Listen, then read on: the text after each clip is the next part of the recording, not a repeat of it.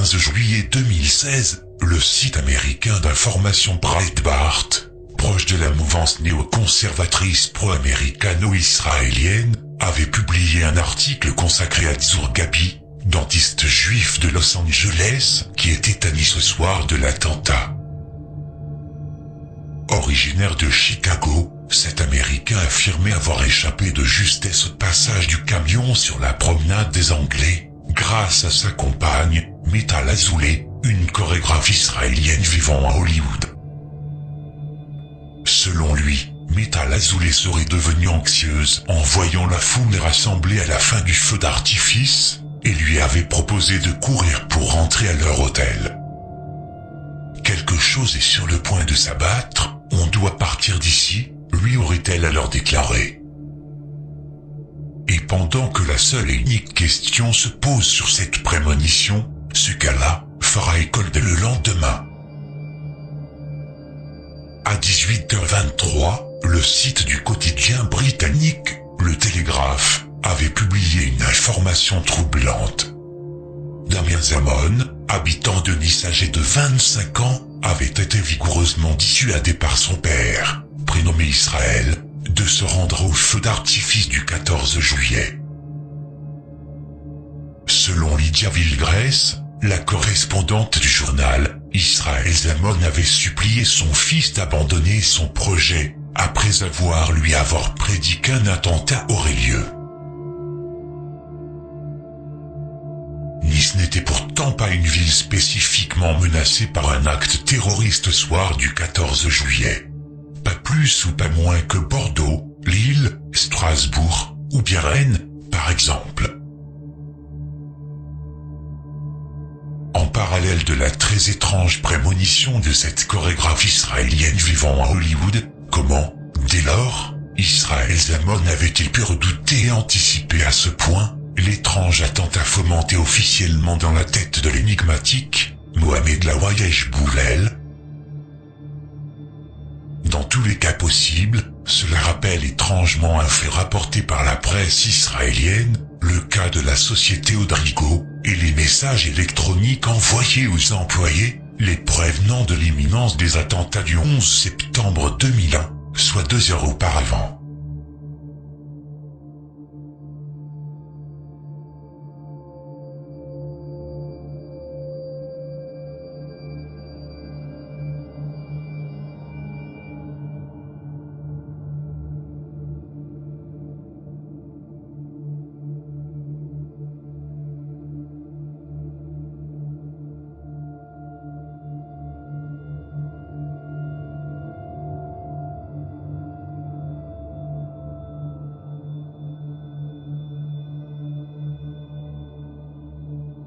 Vers 22h33, lorsque le passage d'un camion à toute allure, ainsi que les tirs de pistolet furent effectués, provoquant la mort de 86 personnes à Nice, moins de 90 minutes plus tard, à 23h52, une vidéo choc représentant des victimes éparpillées au sol avait déjà été obtenue et publiée en premier, par le compte Twitter d'un prétendu média britannique, dépourvu de tout directeur nommément identifiable et dénommé Newsy Seconde.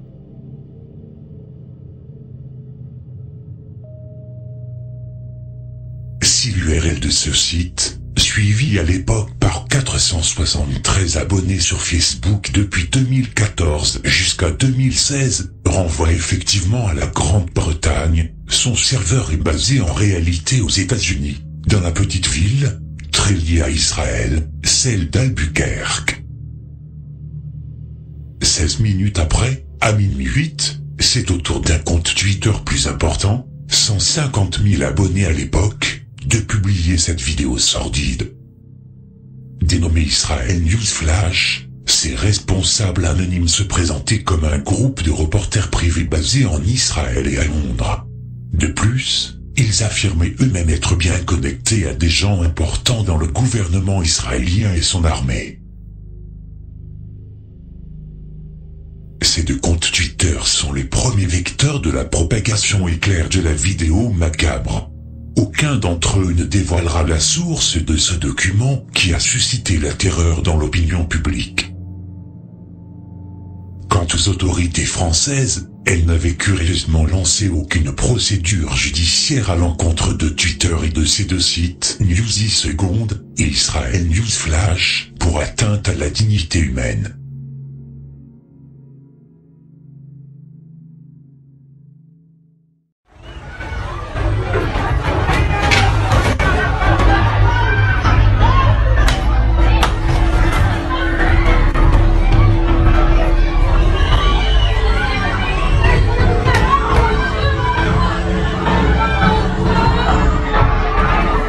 Attack! There's a terror attack! Down! Down! Really? Down! Terror attack! There's a terror attack! Down! Down! Really? Down! Terror attack! There's a terror attack! Down! Down! Really? Down!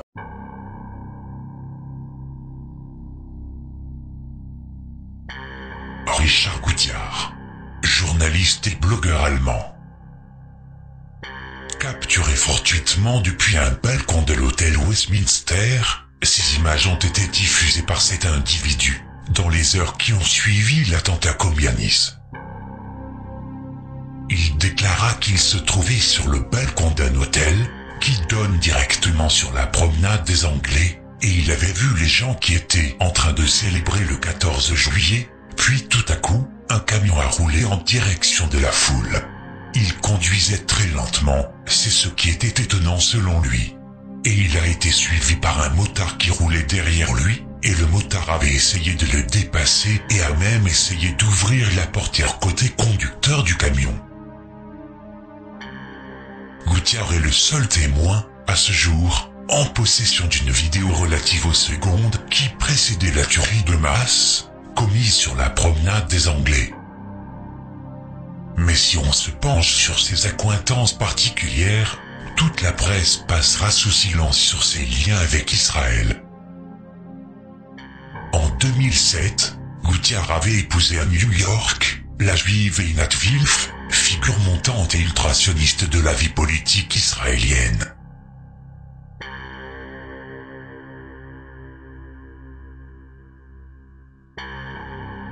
Issu du renseignement militaire après des études en France, cet ex-député de la Knesset est parfaitement francophone, qui se qualifie elle-même de groupie de jeunesse de Benjamin Netanyahou, avait été initialement pressentie, l'an dernier, pour être désignée ambassadrice d'Israël à l'ONU, par un premier ministre admiratif à son égard.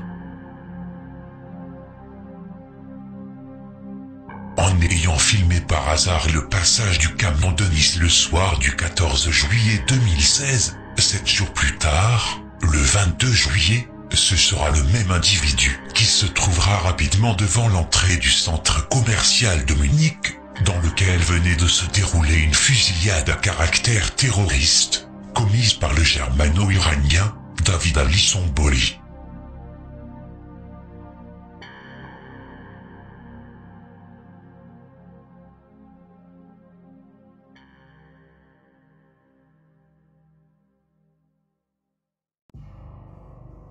Au même moment, une dénommée Tamina Stoll, domiciliée d'ordinaire en Caroline du Nord pour des études de journalisme, était en train de filmer la fuite des passants, depuis le balcon de l'appartement de sa grand-mère munichoise.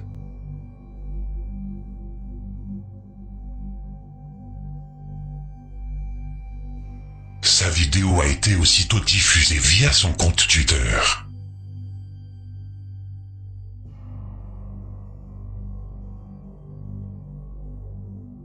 Dans un entretien audio Chronicle, elle raconta s'être rendue à 3 reprises, dans cette journée du 22 juillet, au centre commercial aux abords duquel s'était déroulée la fusillade.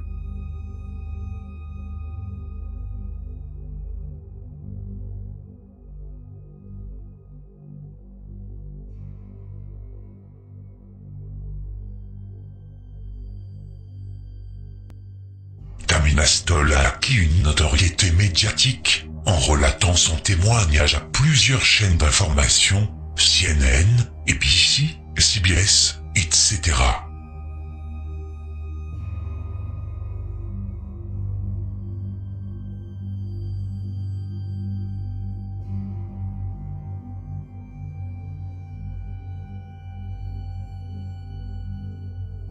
Le point commun entre ces deux personnes se trouvant là fortuitement, c'est qu'ils sont père et fille.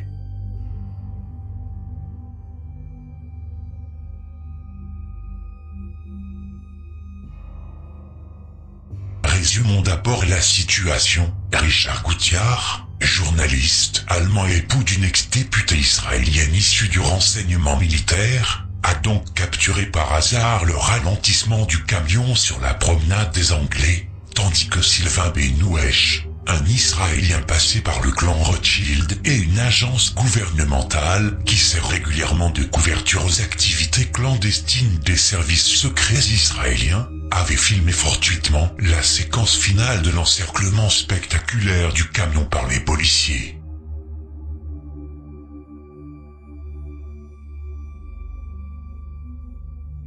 Comme à leur habitude, les théoriciens de la coïncidence ne manqueront pas de hausser les épaules devant la convergence significative de ces faits irréfutables. Mais revenons au cas de Richard Gouthiard. Si on résume tous ces premiers détails concernant ce journaliste, après avoir fait état en détail de cette coïncidence, un père et sa fille, tous deux liés intimement à une lieutenante du renseignement israélien, qui filment séparément les attentats de Nice et Munich, les conséquences ont tout d'un coup mené YouTube à supprimer ou sanctionner, suite à une réclamation effectuée par Richard Gouthiard lui-même. Et pour quelle raison ? Mais le plus troublant est à venir, car le vidéaste allemand en question allait récemment relater son expérience de l'attentat de Nice, plus d'un an et demi après les faits, et délibérément mentir sur un point crucial. Le 21 octobre 2017, Gouthiard était à Marrakech pour donner une conférence TED sur le thème de son choix, théorie du complot, comment je suis devenu une fausse information. It was over July 14th last year, the French National Day, and we decided to take a hotel at the seaside in order to watch the festivities, the parades, the great fireworks. So I was standing on the balcony of that hotel and taking pictures with my smartphone while my wife took the children downstairs to the street because they wanted to buy balloons across the street. Adoptant la posture victimaire du témoin clé d'un attentat, qui se prétend injustement calomnié sur Internet par les conspirationnistes, Gouthiard allait pourtant affirmer une grossière contre-vérité, suggérant de la sorte que l'homme tentait maladroitement d'inventer un mensonge crédible pour occulter son très probable prépositionnement sur la scène du crime, significatif d'un événement anticipé sur celle-ci. Under the sound of massive gunfire from outside, my wife and the children made it back to the hotel room miraculously unharmed. They locked themselves into the bathroom while I was heading downstairs in order to find out what was going on. I'm a journalist after all. That is my job. Père de 4 enfants, dont 3 en bas âge avec Einat Wilf, le journaliste blogeur comédien très engagé en faveur d'Israël et de la communauté juive selon sa compagne, racontait ainsi qu'il prenait juste avant l'arrivée du camion sous ses yeux des photos de sa famille, alors partie en bas pour acheter des ballons de l'autre côté de la rue.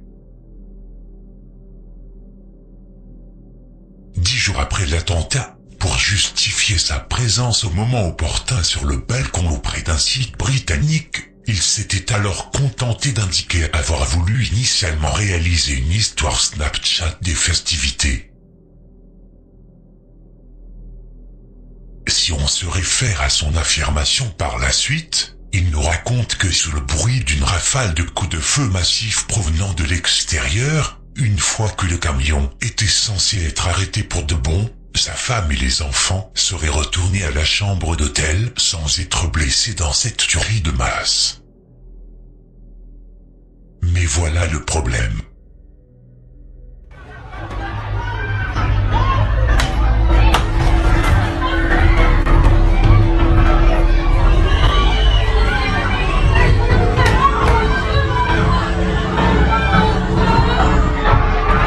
Terror attack! There's a terror attack! Down! Down! Really? Down! Terror attack! There's a terror attack! Down! Down! Really? Down! Terror terror attack! There's a terror attack! Down! Really? So I was standing on the balcony of that hotel and taking pictures with my smartphone while my wife took the children downstairs to the street because they wanted to buy balloons across the street. Terror attack! There's a terror attack! Down! Really? Down! Terror attack! There's a terror attack! Down! Really? Down! Terror attack! There's a terror attack! Down! Really? Under the sound of massive gunfire from outside, my wife and the children made it back to the hotel room miraculously unharmed. They locked themselves into the bathroom while I was heading downstairs in order to find out what was going on. En prétendant ça, y compris laisser entendre que son épouse et leurs 3 enfants étaient en bas au moment du passage du camion, Goutiard est en train de mentir. Acquis dès le début par un groupe australien issu des roches du journaliste, on pouvait y revoir les images mondialement diffusées du camion accélérant, suivi d'un extrait inédit, coupé dans les autres versions, dans lequel le vidéaste s'exclamait juste après le passage du véhicule, suivi d'une voix féminine présente dans la chambre d'hôtel, et lui répondant, ainsi que la voix d'un enfant en bas âge. Mais voilà, coup de théâtre. 4 mois après la publication, on observe le retrait inexpliqué de cette vidéo. Vérification faite, on constate effectivement que la vidéo originelle, uniquement composée des roches non montées de Goutiard, avait été entre-temps remplacée dans la page de ce site australien par un montage composé de sa vidéo réduite et d'autres documents amateurs, tandis que le titre, un témoin oculaire enregistre une partie de l'attaque meurtrière d'un camion à Nice, indique bien, comme ce fut le cas à l'origine, une seule vidéo d'un seul témoin. Les premiers mots de Goutiard s'exprimant à l'attention de son épouse demeurent encore audibles, mais très en retrait, dans une autre vidéo, diffusée par la chaîne allemande ARD, et toujours en ligne, juste avant une coupe de montage, sur le compte YouTube d'un particulier.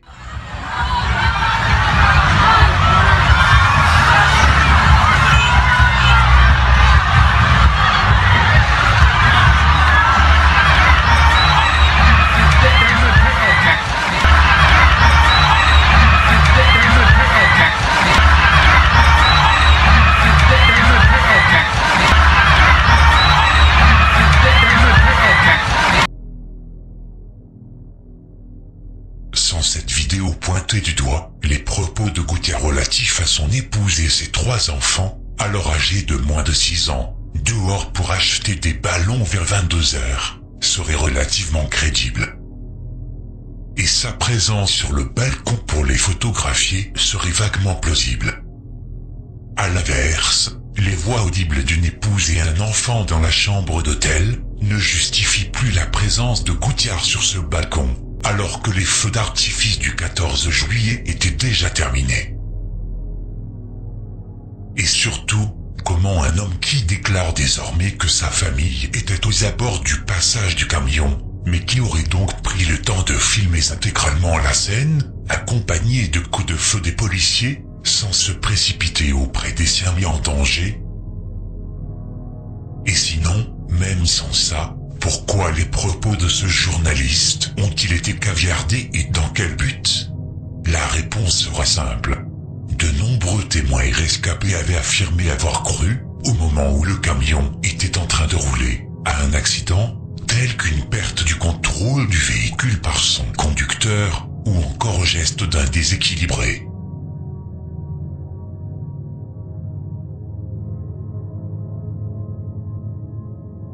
Mais lui, tout naturellement, posté sur son balcon, il était le seul à en conclure à une attaque terroriste. À vous de juger de la sincérité de Goutiard et d'apprécier, dans le cas négatif, la portée politique de son mensonge.